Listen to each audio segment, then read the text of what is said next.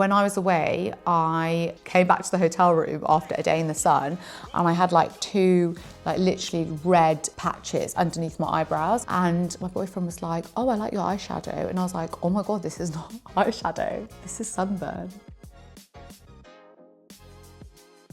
Hi, I'm Dr. Nora and I'm a cosmetic dermatologist, and I'm here to unpack all things skin, skincare, celebrity transformations, skincare trends, things you should be doing, things you shouldn't be doing. So if this sounds useful, please hit subscribe and let's dive in. Okay, so your regular skincare routine may not always make the cut when you go on holiday. So remember, in London or in the city life, or even in the UK, we get a lot of cloud cover. The UV index is quite low, so we get less UV radiation on our skin.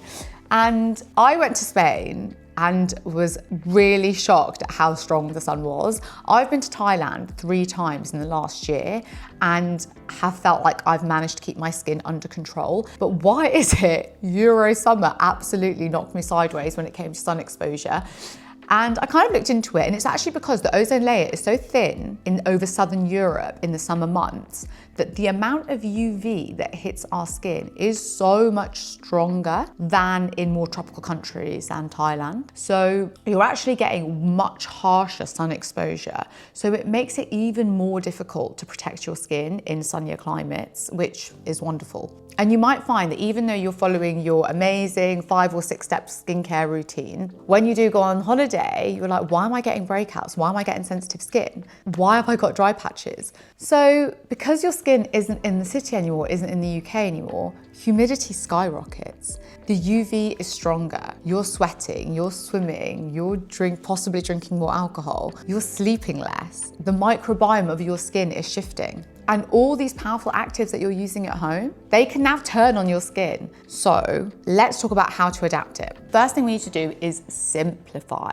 So strip it right back. Stick to a gentle hydrating cleanser. Even though you are in the sun, you probably think all your pores are getting clogged. Just keep your cleanser really, really simple and straightforward. Let it neutralize the pH of your skin. Let it get off all the oils and debris from the day. And then we'll worry about how to clean the pores in a second. Use a hydrating serum. Your skin gets dehydrated in the sun. The sun exposure, the lack of probably water you're drinking, the amount of movement you're doing, the amount of activities that you're doing that involve salt water, swimming pool, chlorine, they're all gonna wreak havoc and dry your skin out. So just keep it simple with this hydrating serum as your main active in your skincare routine. And then stick to a hydrating moisturizer and a solid SPF. So simplify. Simple cleanser, hydrating serum, great moisturizer for barrier repair, and a super solid SPF 50. Within that, we need to talk about hydration and support of the skin barrier. So humidity dehydrates the skin even more. So even though you think it's wet, your skin is fine, actually it does the opposite. So focus on ingredients like hyaluronic acid, glycerin, and ceramides. Luckily, you find these in most skincare products. So think of your hydrating serums like the Hyalur B5 serum from La Roche-Posay, the ordinary hyaluronic acid serum. Think of your Barbara's Derm Glow Drops. Think of your Obagi Hydro Drop serum. These are gonna just get the hydration, stop transepidermal water loss, lock in moisture before you put the lid on it with your moisturizer.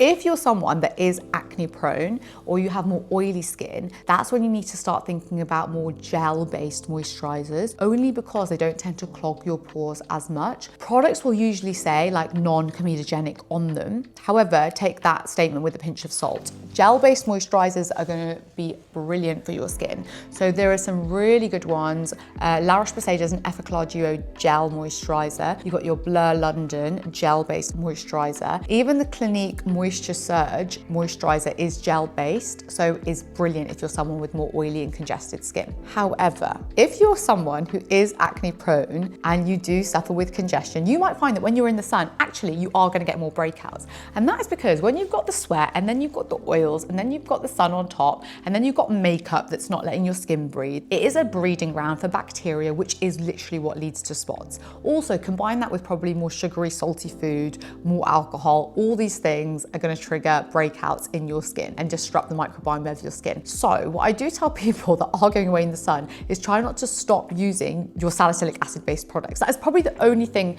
an active, I would recommend you keep doing whilst you're in the sun. If you're also someone who's really used to really strong retinols and retinoids, I usually say, okay, if your skin is used to it, don't halt it completely. However, it does increase your sensitivity to the sun. So if you're someone that doesn't want to take a complete break, maybe just use it less, like use it once or twice in the week. But usually they're the ones that you can just park at home and leave at home. So the main key thing is just let your skin breathe. If you can do with not wearing as much makeup, do it. Your skin will thank you when you're home. But what about the sunscreen situation? I feel like it's everyone's all-time mission to find the best SPF 50 ever. I feel like all I see on social media is people trying to find the best SPF, whether it's tinted, whether it's non-tinted. They want one that doesn't pill, that sits under makeup well, that doesn't leave a white cast, that smells nice, that feels nice, that gives a really makeup-like dewy glow. This is like a minefield. And I actually spoke to some of the girls that actually worked on formulations when they formulated skincare in factories, and they said making sunscreen is one of the hardest things they have to do because of the difficulty to get a high strength SPF to block UV, as well as to blend it with essentially a moisturizer that's going to give you all the benefits of what you want in a moisturizer. So I was in awe of actually how complex it is to create a really good SPF 50. So most people only apply it once in the morning, right? Like, you know, raise your hand if you only apply it once in the morning. I mean, obviously not me anymore. I top it up and I've got my key tips for doing that. However, most of us, we apply it in the morning, we put some makeup on, we leave the house, we don't think twice about it. However, when you're on holiday, remember, sweat literally dilutes it. Salt water strips it. Toweling off removes it. And long sun exposure breaks it down faster. So here's what actually works. Use a broad spectrum SPF 50. Obviously, we all know that, but essentially, chemical and mineral SPFs combined are better than nothing. If you're someone who is acne prone, you have sensitive skin, or you're prone to pigmentation, then try and go for a mineral-based SPF. Iron oxides in SPF specifically block visible light, which directly leads to affect your melanocytes. So therefore makes pigmentation that is there even darker or brings out pigmentation. So you really want sunscreens with zinc oxide or other iron oxides in them. That is key tip number one. You also need to find a way to reapply it during the day, which can be really hard if you're someone who likes to put on makeup after your SPF. But there are some incredible SPF mists and sprays on the market now that are so good. Some of my favorites. So I've recently just ordered the Sculpted by Amy SPF mist because I really want to try that out. I've heard really good reviews. I've also tried in the past the Roche-Posay Anthelios SPF 50 spray mist, which is brilliant. Ultraviolet do a really good one. Ultra Sun do a really good one. There's loads out there. Oh, there's also one that went really viral. So for all my makeup girlies that want the glowy, dewy glow, the Kopari Golden Sun Glaze SPF 50. It's a spray and it gives you like the most incredible sheer. I actually haven't tried it. So if you've tried it, please let me know and let me know if it's worth it. And I'll get it and do like a full-blown review. But apparently that one is great if you want to just look absolutely stunning on holiday, get the holiday glow into your skin. Yeah, oh yeah, and test it before you travel. Oh my God, test it at home, put on your makeup, do like a lap around the house, see how it sits, see if you like it. One of my absolute go-tos is also one that contains tranexamic acid. So again, if you're someone that's prone to pigmentation, look for what ingredients are actually in it. SkinCeuticals do one called the Advanced Brightening SPF 50, which contains tranexamic in it. So it's incredible at blocking UV on another level to prevent pigmentation.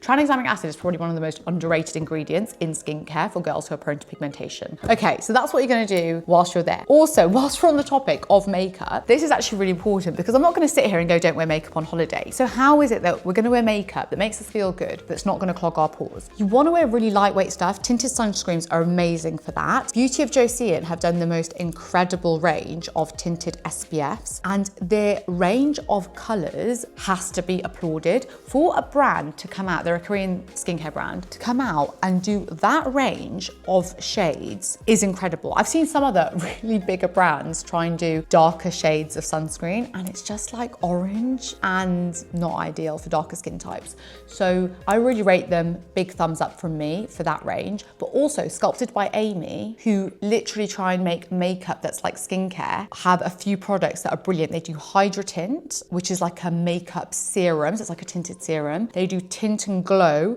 which is like your tinted moisturizer, so slightly more, but gives an amazing glow and dew. I actually wear these on a daily basis, so they're stunning if you want to try something like that. And they do one that's, I think, even heavier coverage, but they feel great, never give you breakouts, super lightweight. So again, credit where credit's due for making makeup like skincare. I think that's the way we're all going. We all want makeup-free skin, right? And then we go into into Ibiza recovery mode. So how does the skin recover? What's the post-holiday TLC that we need to be doing? Because when we're out there, we're keeping it minimal. So when we come back, do we go guns blazing, or do we actually strip it back a bit and just take it easy? I'm someone that will probably come back, see my pigmentation, freak out, and go all in with the chemical peel, then my LED mask, and then I'd probably do some microneedling, but that's actually not the best approach. The best thing you can do for your skin is, number one, soothe it. Calming ingredients. You're thinking aloe vera, again, hydrating cleansers. You want anti-inflammatory, get your azelaic acid on your skin. I've already spoken about that in the past on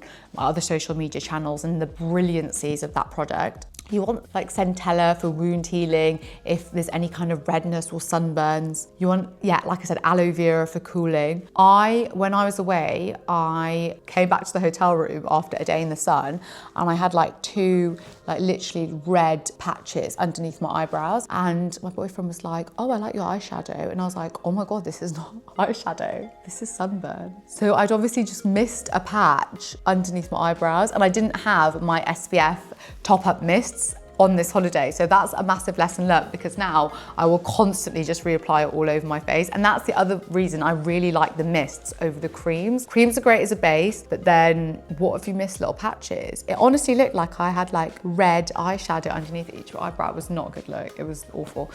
But yeah, so soothe your skin when you come back. Aloe vera, healing product, hydrating product. So you want your hyaluronic acids, your hydrating moisturizers, like your Cicaplast B5 bound from La Roche-Posay, you know, your Dr. Sam Bunting barrier cream, you even like Tatcha Dewy skin cream, your CeraVe for dry skin, all those ones. They all essentially contain really similar ingredients, which is why it's actually so easy. When it comes to hydrating moisturizers, they're all formulated basically exactly the same. They all contain ceramides, they all contain panthenol, they all contain glycerin. So just go for the big brands that are tried and tested, and you can't really go wrong. So yeah, soothe your skin, repair the barrier, hold off on your actives maybe for a couple of days so your skin has time to acclimatize back to the UK. Why is it that when we come back from holiday, the makeup that you wear never sits on your skin properly? I've always wondered that. And actually it's because the changes in humidity. So you're coming back to potentially drier air, central heating, wind, cold, lower temperatures. So your skin again needs time to adapt. So it's always that first few days when you come back from a holiday, your makeup that you might be doing in one temperature and environment is not quite sitting.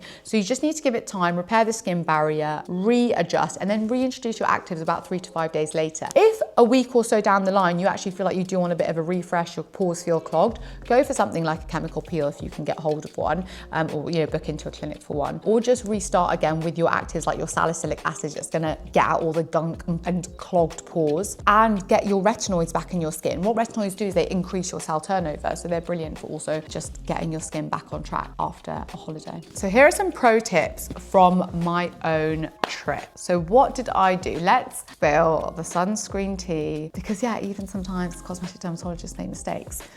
Number one is maybe leave some of the actives at home. So maybe leave your azelaic acid, your retinoids, and your harsh BHAs like salicylic acid at home. Although I still took some salicylic acid because you need to clean the pores out. But what I did pack is I packed my Allies of Skin Peptide Serum, because that's really repairing after a day in the sun. I packed my La Roche-Posay Anthelios SPF because it's mineral SPF. I also packed my SkinCeuticals Advanced Brightening SPF, which contains tranexamic acid. Bioderma Micellar water is brilliant for taking makeup off after a day out, and before you then do a deeper clean with your cleanser. I also packed my PCA Skin Hydrating B5 mask, which is incredible for soothing the skin while you sleep. Essentially is just highly concentrated hyaluronic acid. So after you moisturize, you slather it on and you just go to sleep. You do look a bit like a glazed donut, but it's fine. Some people like that look. Oh, an SPF spray. That is one thing I didn't take, but I will take on my next trip. Lesson learned.